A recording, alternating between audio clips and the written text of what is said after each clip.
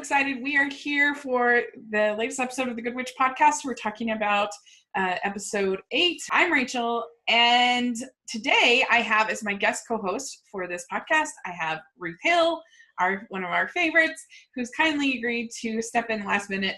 So I'm very grateful. So Ruth, thank you so much. Hey, hi. It's great to be here. Thanks for having me. Yeah, and so since we haven't ever had you on a Good Witch podcast, we've only had you on One Calls the Heart and other themes, and we did have you on the Haley Dean podcast that aired just Wednesday. So this is a great Ruth Hill week. Right. I know. But tell us a little bit about your experience with the franchise as a whole. Okay, sure. Well, I didn't even know about the franchise at all until Hallmark was getting ready to start season 1. Mm-hmm. And I was contacted by one of the executives to review the pilot episode of season 1, Good Witch. And honestly, I really did enjoy. In fact, that particular review is still up on my website. And I honestly did enjoy the pilot. And I was watching season 1. I enjoyed trying to get to know the characters. I came in knowing nothing. I didn't know about all the movies. I didn't know about the tremendous following that Chris Potter had, and that people were all disappointed about that in season 1 especially. But I did love for the beginning James Denton. I mean, I was absolutely Right. That was actually lots of times he was my reason for watching, as well as Catherine Disher. I loved her character.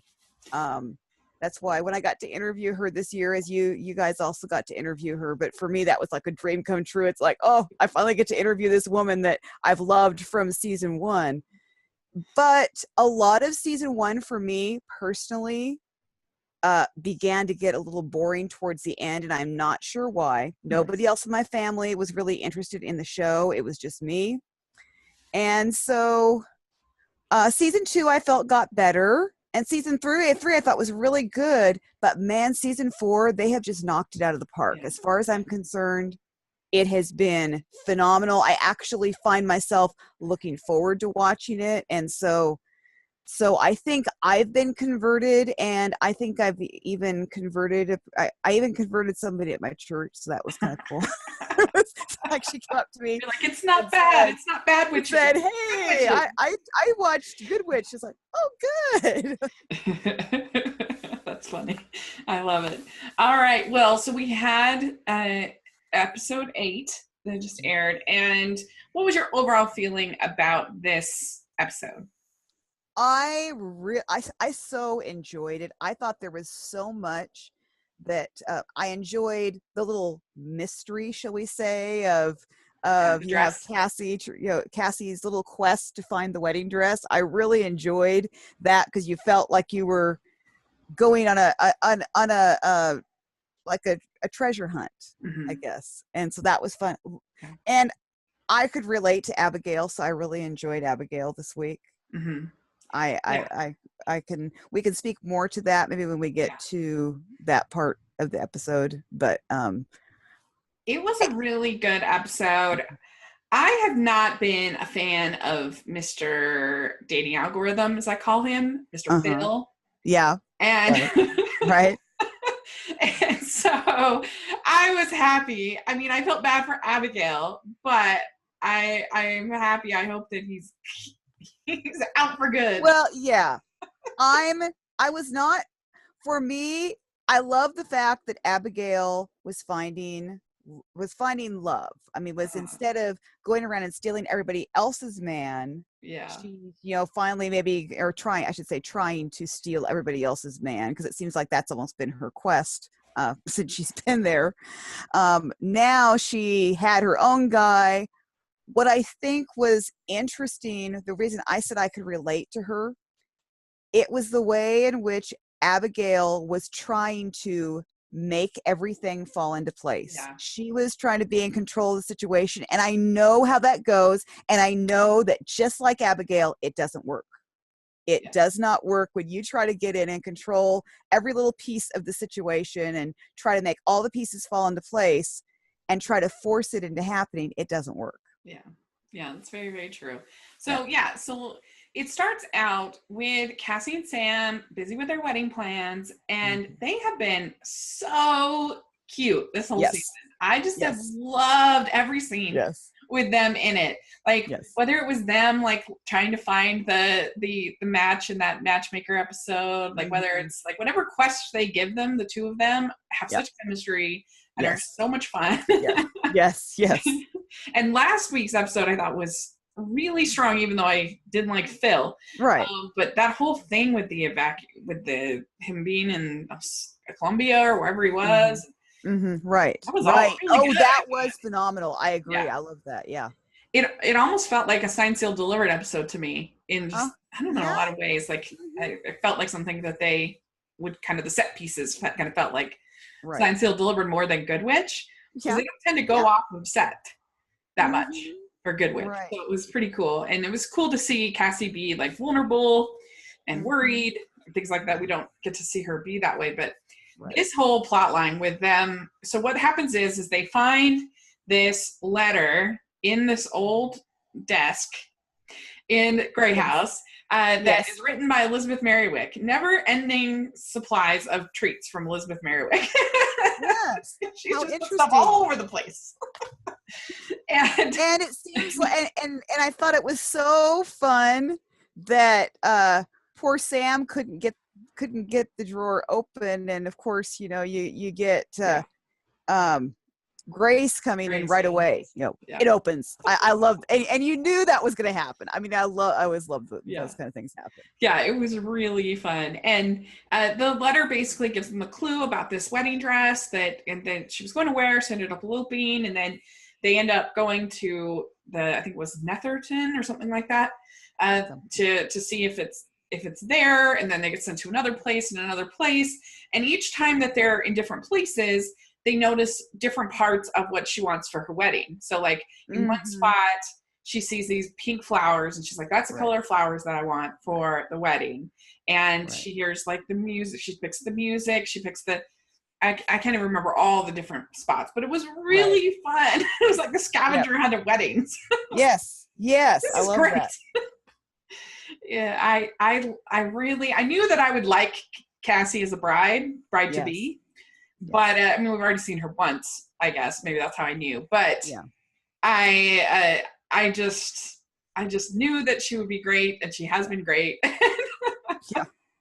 And I just loved the way that they were just like, okay, we have these long lists of people. Instead of being shrill and horrible, like so many people are in these movies or whatever, they were just like, okay, well, let's make another list. And they were just so cool about it. I thought that was great. Yes. I love the fact that Sam really wants to be a part of the whole process. Yeah. So often, even on Hallmark, it's like the guy, it's like the gal's always pulling the guy, okay, we got to go plan the wedding. We have to do this. And he doesn't want anything to do with it. He's just kind of like, whatever. And it's so cute to see Sam. I mean, he wants to take time off work and go with her and like, oh, I don't have to be at the office. Let's go. Like he's fine with whatever happens. Right. It's most important that he marries her, but he's like fine also expressing his opinion, and like she's totally cool with some of his ideas. Yeah. Like she was fine with the band that he picked. Yes. Which I appreciate, you know, things like that. It's just they're just the best. Yeah. Oh yeah. I've been loving that. I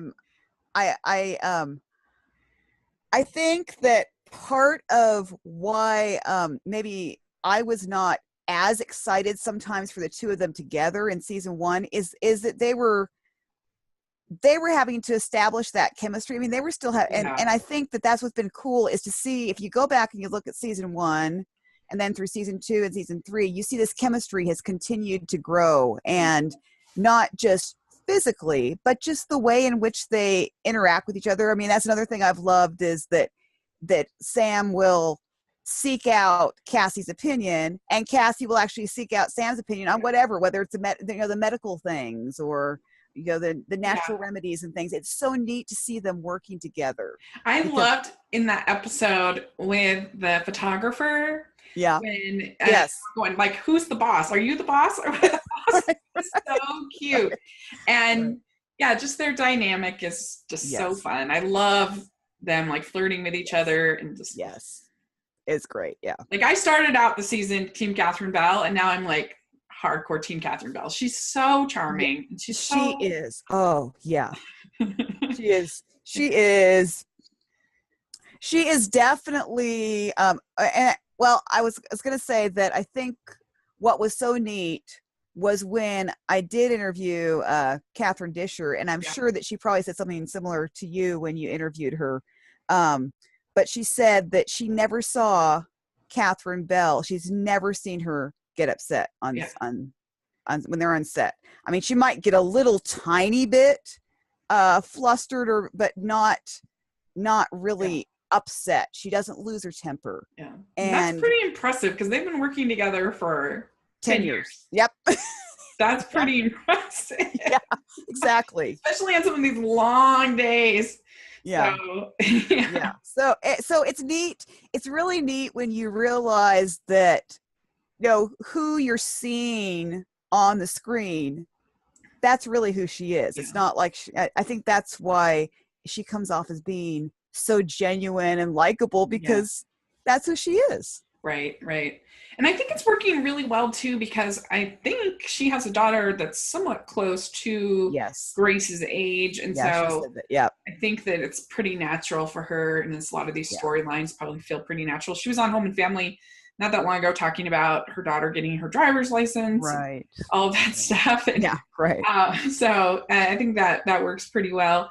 And I haven't been as big a fan with how they've been handling Grace this season. Because I feel like she's just been kind of a punching bag. Like everything she does is wrong. Everything, is like criticized. And I feel kind of bad for her. I mean, she like goes out of her way to like make everybody happy, and they're so kind of for her.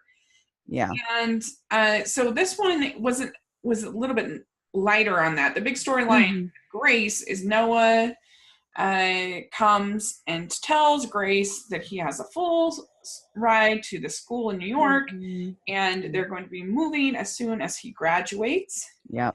And so that is a concern, obviously, to Grace. And I still don't know why Noah expects her to be at every single one of his functions. That seems very extreme to me. Yeah. I'm not sure what I really think about Noah. Really don't. I'm not necessarily saying that that they shouldn't be together. I mean, that's fine, but I don't know. I feel that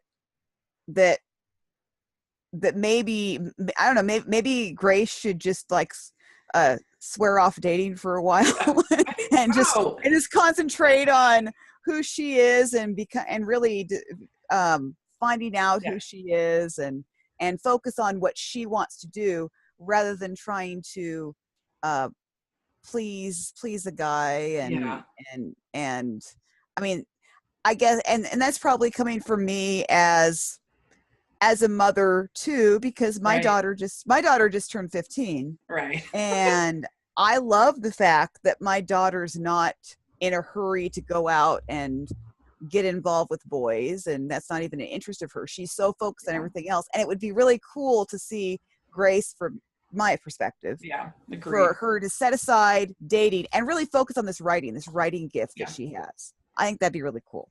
I agree. I was not a big fan of the episode, I called it the Needy Man episode, where you had Phil being needy and you had Noah being needy and you had Nick being needy. Yep.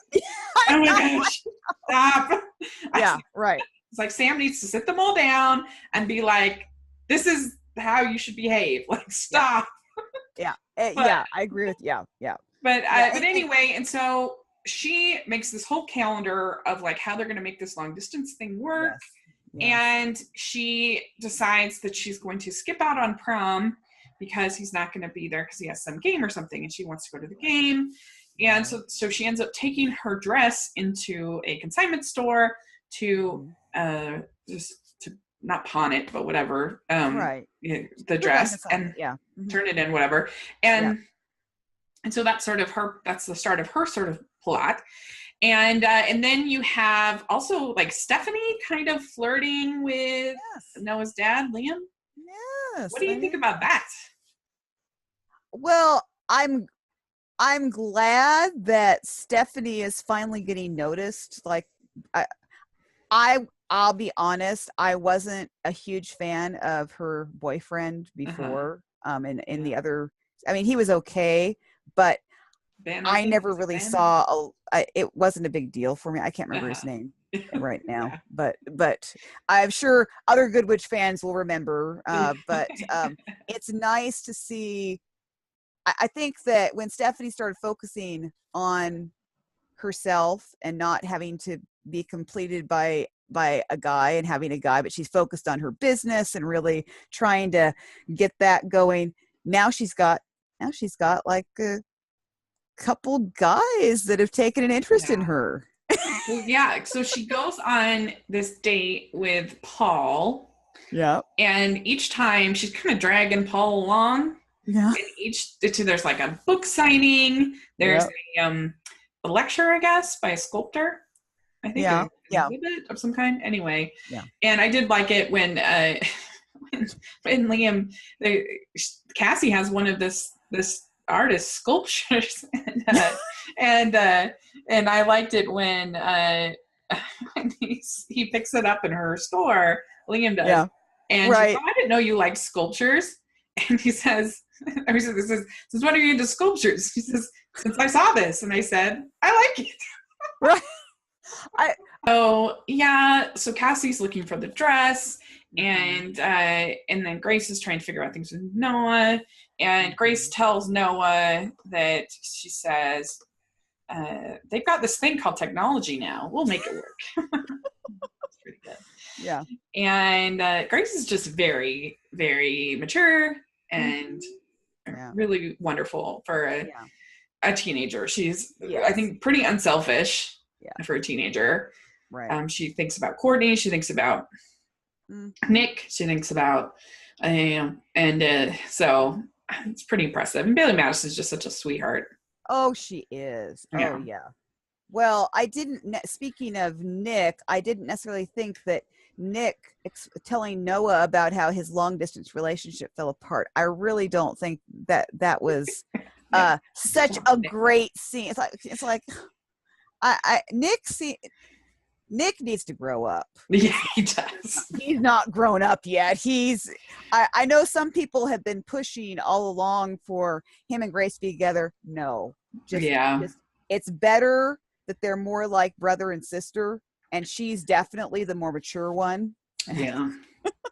Yeah, I don't really feel any honestly, I think I don't have like moral problems like some people do. Right. Oh, no. But because they're not technically brother and sister, right? But I just don't see it. They don't have chemistry, and I don't know. He needs to mature, yes, and be a little bit more unselfish. Yeah, yeah. Pretty much changing a light bulb is the only unselfish thing he's done. Right. Yeah. So, okay. But anyway, so Stephanie and Paul are going to these various events, and they end up running into Liam at all of the same events. Yes. So it's like, we have so much in common. Mm-hmm. But then at the end, she is going up to him at I forget what it was. I don't remember. She's getting a drink at a speaker of some kind, or something like that. Yeah. Mm-hmm. I can't remember. Classical guitarist. So that's right. Thank you. I'd forgotten. So at the end, they are all at this classical guitarist, and they're getting a drink, and she thinks he's there alone, and he's like, "Where's Paul?" And she's like, "Oh, well, we really didn't have that much in common." Mm-hmm. And then all of a sudden, he has a girl with him. So it's like, oh shoot! But hopefully, that's just like a random. Right. With a guy, so he got a girl. Yeah.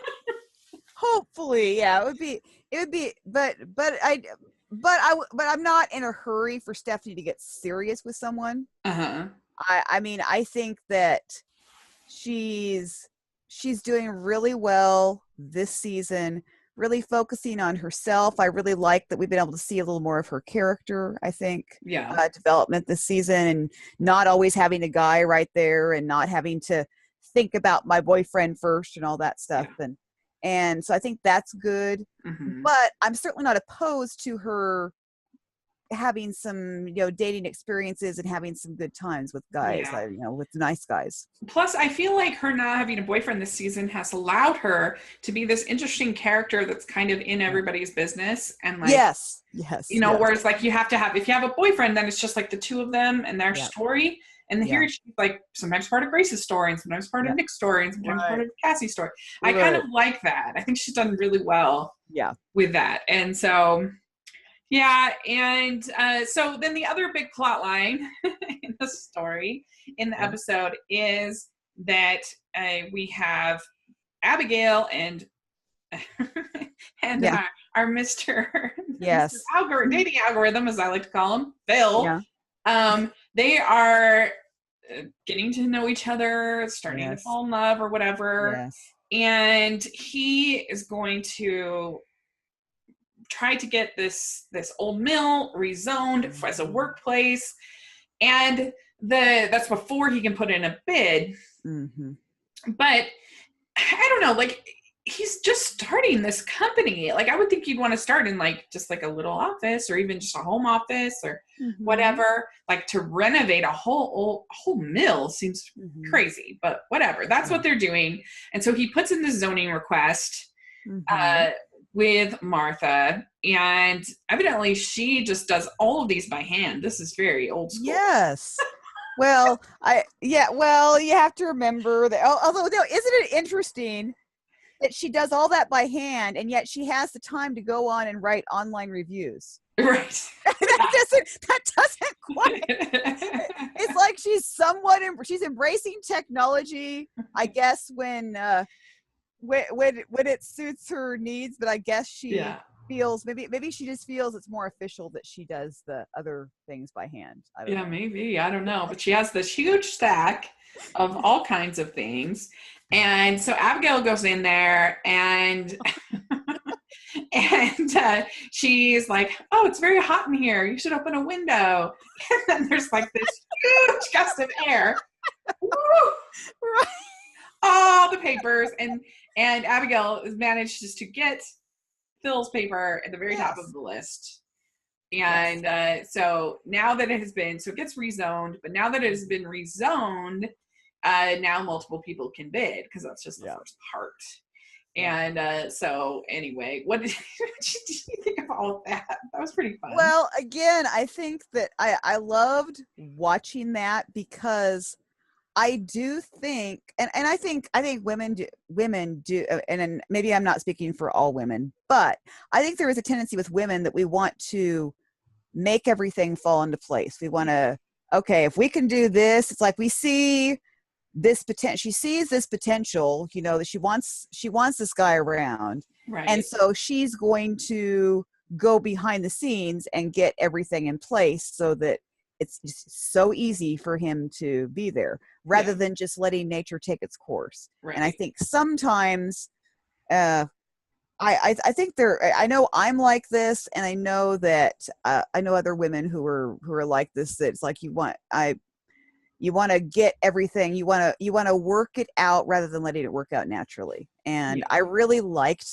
seeing that, because I could relate so much. No, maybe I don't have the powers that Abigail appears to have, right? But I could see myself doing similar things of, okay, I'm gonna do this because I can remember I like this guy, so I want to do this, and if I do this, then we'll be able to be closer. If I do this, if I get in high school, if I get in the same classes with this guy and we have the same classes, then I would be seeing, it's those kinds of things. What Abigail should really do is just talk to Cassie and be like, "Cassie, tell me where to go." Yeah. Where right.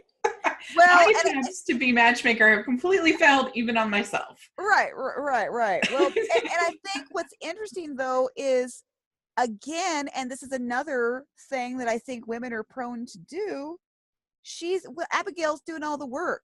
Phil's not doing anything. Agreed. He's just Yeah, that's a sitting good point. back and letting her, and he probably had, I think he has an inkling that she may have something to do with some of the things. I mean, some of the, maybe I'm wrong, but it looked like sometimes he was kind of almost suspicious of, well, how did that happen? And I guess if he didn't think she had anything to do with it, then he's not very bright, but he's just frustrating. I don't like him. I think that I don't think they have any chemistry. I never liked him from the moment he accused Abigail of stealing his work. Exactly. To sue her.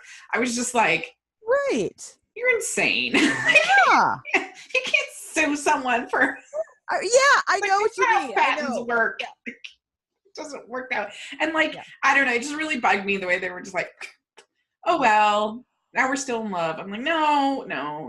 Yeah. Anyway, I just haven't been a fan of him at all. So and he's just, I agree. He's kind of just a taker, not a giver. Right. And so anyway, we have Abigail gives him a book about the hidden gems of the Pacific Northwest. Mm-hmm. And there's this little, it's like a little Easter egg where she talks a little hint what's to come, where she says that artists have different ways of signifying their work. And so it's kind of a hint for this, for the fish. Or the bird that we see later on. Yeah. So Grace has decided not to go to prom, and then Abigail finds out that there's another party that's interested in the mill. They're going to use all shops and stuff. And and she says, I don't care what people do with it unless, or no, Martha says, I don't care what people do with it unless the city gets paid. Right. So there you go. Yeah. And so. But Martha let it slip that there's like a ghost story attached to her that's a creepy old mill. Yeah. So Abigail. Yep. She goes and she plants. Actually, was it Stephanie? That might have been Stephanie. You might be right. I think it might have been Stephanie. Yeah. Because I think Martha and Abigail were there, and Stephanie, I think, heard them talking about it. I think that was the point. I think that's what happened. Yeah. And so Abigail goes and she plants these tulips in the ground, in the mill. And she's there when the people come and tour, and she tells them this ghost story, and that the tulips are like her grave and this woman and whatever. I don't know. Like, I feel like for some people that would actually be like, ooh, like so a lot of people like ghost stories. Yeah. Would that be a huge turnoff for you? It wouldn't be a huge turnoff for me, because for me, honestly, ghosts are not a big deal. I mean, I'll be honest. It's not. I mean, I kind of like the history idea. I think that you could have had a hotel. You make make that into a hotel and have that as part of the story. It could be really intriguing. Yeah, the old mill, and get out of the haunted mill at Halloween. It would be great.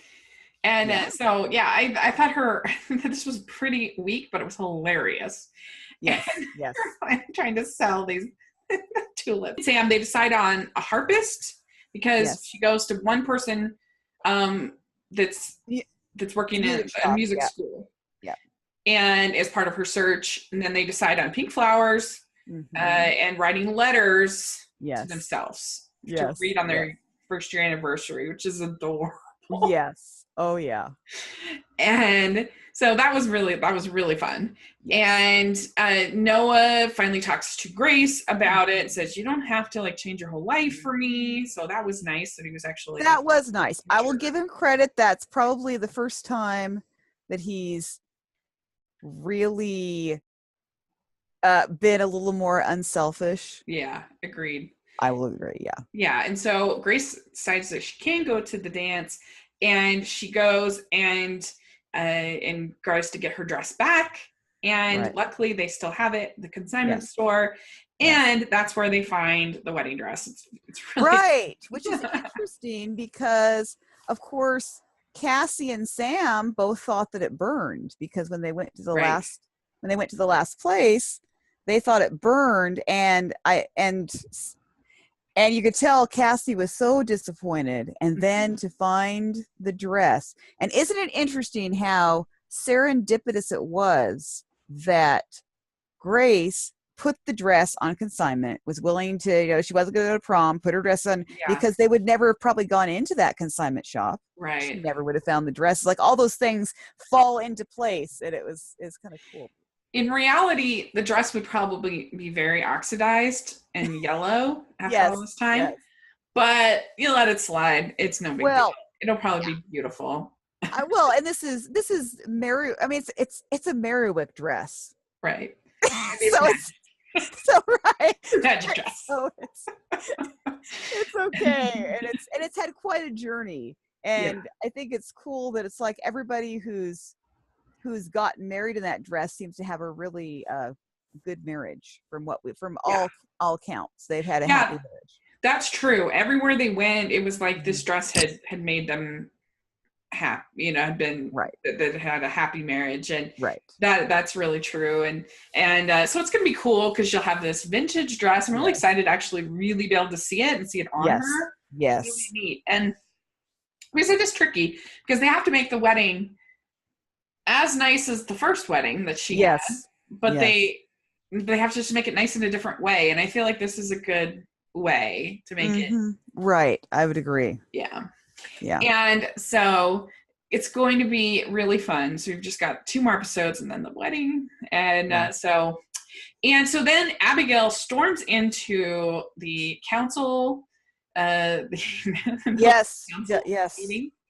And that was so funny. Yes. Martha's like, well, I can call a break because I am the mayor. And she's like, down. I love, you gotta just love Martha. She is. It was the best. And so she tells Abigail tells Martha that she finds this marker from this designer, Franklin Potts, on the mill that looks like a bird.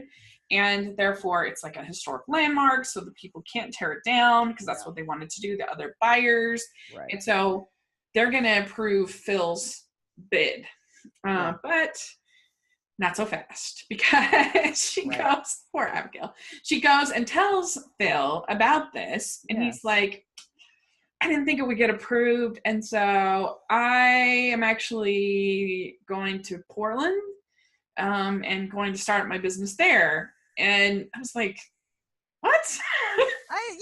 Did you even think about Abigail when you did this? Yeah.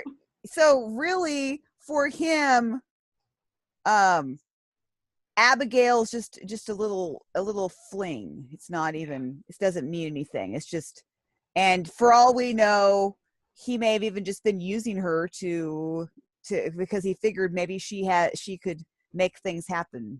Who knows? Yeah, I mean, on one hand, I was thrilled because I don't like him. Right. Right. Yes. Woo-hoo. Right. But then on the flip side, I do have to say I feel bad for Abigail. Yeah, I totally really do, because I think all of us women probably can relate that there's been a guy that you thought was going to be a good guy, and then things didn't work out, and he's not devastated. He's just ready to go on with life, and yet we sit back here and, oh, why didn't it work out, and why did he do that, and you have to work through all that. On the other hand, she did miss some serious warning signs, like the fact that he threatened to sue her. This is true. That is true. I think I could safely say that if a guy was threatening to sue me, I would not even be considering dating him after that. I'm not sure why Abigail was so forgiving all of a sudden on that. I do not know. I would not be giving him tours the next day. No, I would not. Sure. Nope, I would not. And I know, and it's just like Abigail stopped her whole life almost for him. Yeah, she suddenly did. Everything was Phil, and he walked her to her room. Right. Did you? Yeah. I mean, as I'm thinking, you walked her to her room. It's like you just it's like that. Just, I don't know. And when I heard that, I thought that was really weird. Personally, I thought she can be grateful that we have Hallmark Chastity and that she didn't make things go too I far. had the same. Because that would Oh, make I this had the way. same thought. Yes. That would make things even harder. I did have that same thought when I was watching it. I thought, this is Hallmark, and They're because in the same in house. another show, it would have been different. It would have been a different story. Oh yeah. So it saved her. It's a good Yes, that's lesson right. to all. Good lesson. That's right. That is right. That's actually I agree completely because as bad as she's feeling, it would have been a whole lot worse. Agreed. Yes. Okay. So yeah, and then it just ends with an adorable scene with Cassie and Sam, and they're talking about all these things that they found along the way, and they have the dress, and they're like, here's my list of must-haves, basically. And he's like, here's my list. And they're like the same list. So it's perfect. Yes. Oh, yeah. So cute. Oh, yeah. Yeah. So I did really enjoy this episode, even the Phil stuff, because they ended with him leaving. So I was like, all right, good. So yeah, this was a good one. I think it was fun. Yeah.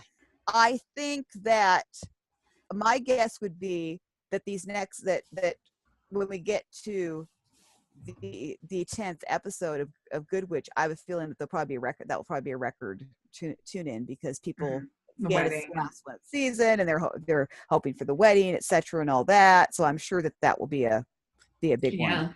Plus they're using Catherine Bell more. I think that's got to help a little bit. I mean, two Christmas movies last year. She's in a movie this summer, which is crazy that they haven't used her more in the past. Well, but maybe her schedule, she could very well be just like Lori Loughlin was. That Lori Loughlin took time to raise her daughters. That's true. And I have a feeling that Catherine Bell's probably similar. It's like I have a feeling that she would be one that she's not going to let her TV movie career interfere with her family. Sure, I think her family is very important to her.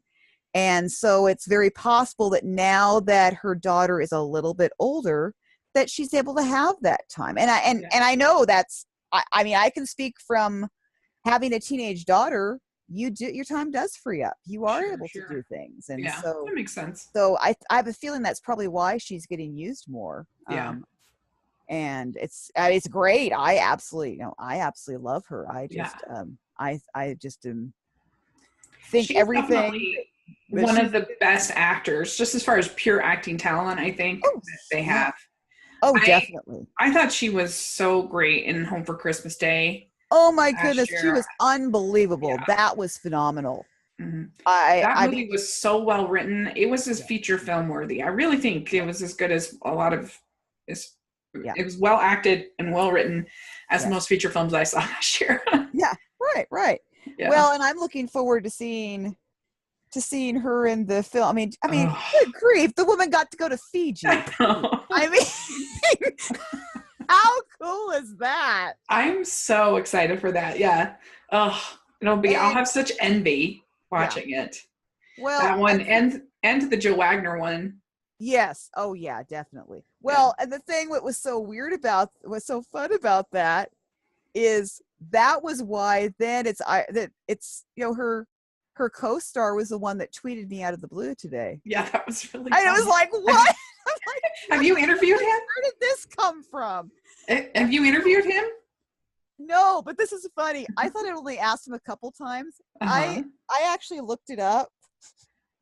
I've asked him like 8 times for an interview. It's really, I didn't realize it was that many times. Now you have to ask him again. Pounce by the I responded. I did respond and asked him again. And I've asked him on Instagram too. So it's like I've asked him a lot. I love him. Oh, I love Rocky Mountain Christmas. Oh my goodness! Yes, I thought it was great.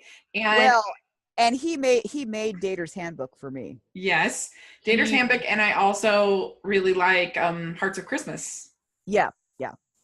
So definitely. He's pretty solid. But anyway, all right. Well, so this weekend on Hallmark Channel, we have the most anticipated Wedding March 4.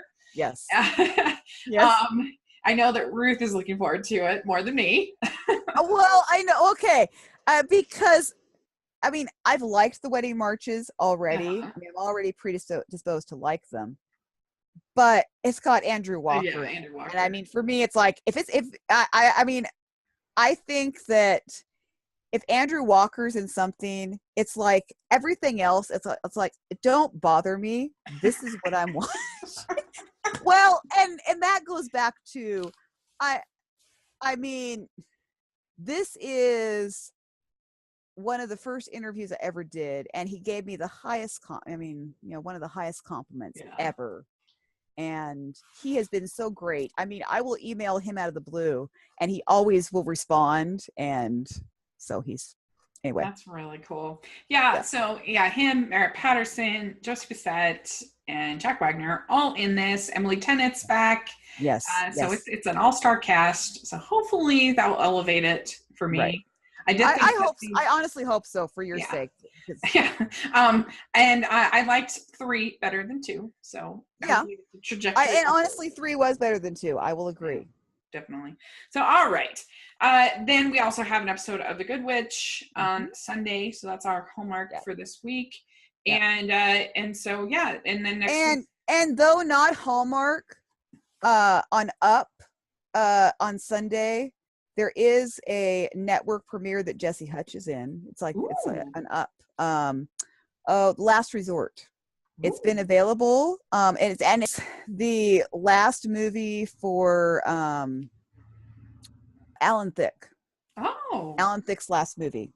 I'm excited for that. That's so although it's not Hallmark, it is going to be Hallmark-like, should we say? And it does have, I mean, it has Jesse Hutch, it has Alan Thicke, it has a lot of people that we've seen on Hallmark, but it's on Up this Sunday. And it's been available. So glad. I mean, people have seen it. Probably people could have seen it like on streaming services. It's been available. I mean, I know it was on Amazon. And, it's been around, but it's finally coming to network TV. This is the premiere as far as television. Yes. Oh, great. I'm glad you told us about that because we so there is at least a movie. You can watch Good Witch and you can set your DVR, or I think it comes on. It's on more than once because Up usually is really good about they'll premiere it and then they'll replay it. So cool. So, one definitely to look up. I think that Hallmark audiences would like this movie. It's been one that people who have seen it have said that they thought it was really funny. Yeah, Lost Resort. Yes. Resort. I loved his last non-Hallmark. Movie. Right. So right.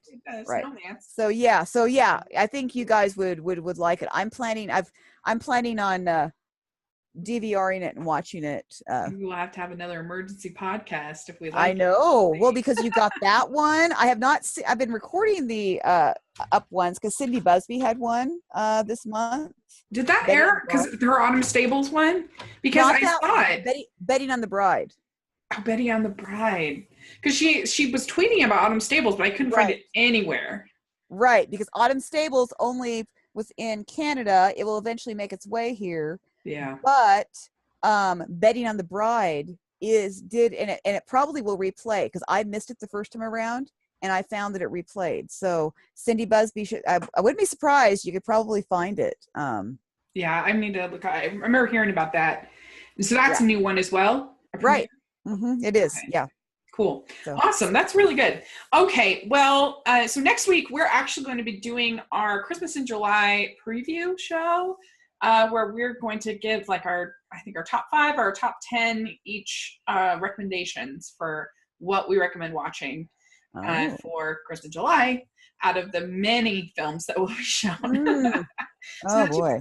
Really fun on the podcast, and we'll have a Good Witch recap, and we're hoping that we are going to have an interview with Christy Will Wolf that will be on Monday. We'll see. We're hopeful that'll work out. But anyways, lots of fun stuff coming up on the podcast. So make sure you're following us on social media at Hallmarkies Pod, Instagram, Twitter. We try to post every single day, and we're live tweeting and all that fun stuff. And so, Ruth, where can people find you? You can find me at my website, mydevotionalthoughts.net. And you can find me on Twitter and Instagram, Ruth Hill 74. And then you can also find me on Facebook, my Facebook page, My Devotional Thoughts. Great. Great. Make sure you guys are following Ruth. Her interviews are amazing. So, okay. Yeah. And you can follow Amber at Amber Brainwaves on Twitter. And you can follow me at Rachel's Reviews on iTunes and on YouTube. I'm going to be doing a lot of Jurassic World Fallen Kingdom coverage this weekend. So check that out. You'll enjoy it. It's going to be a lot of fun. So thanks a lot. And we'll talk again soon. And make sure you guys listen to our Haley Dean podcast as well from this week. Right. Thanks for having me. It was a blast. Okay. Bye.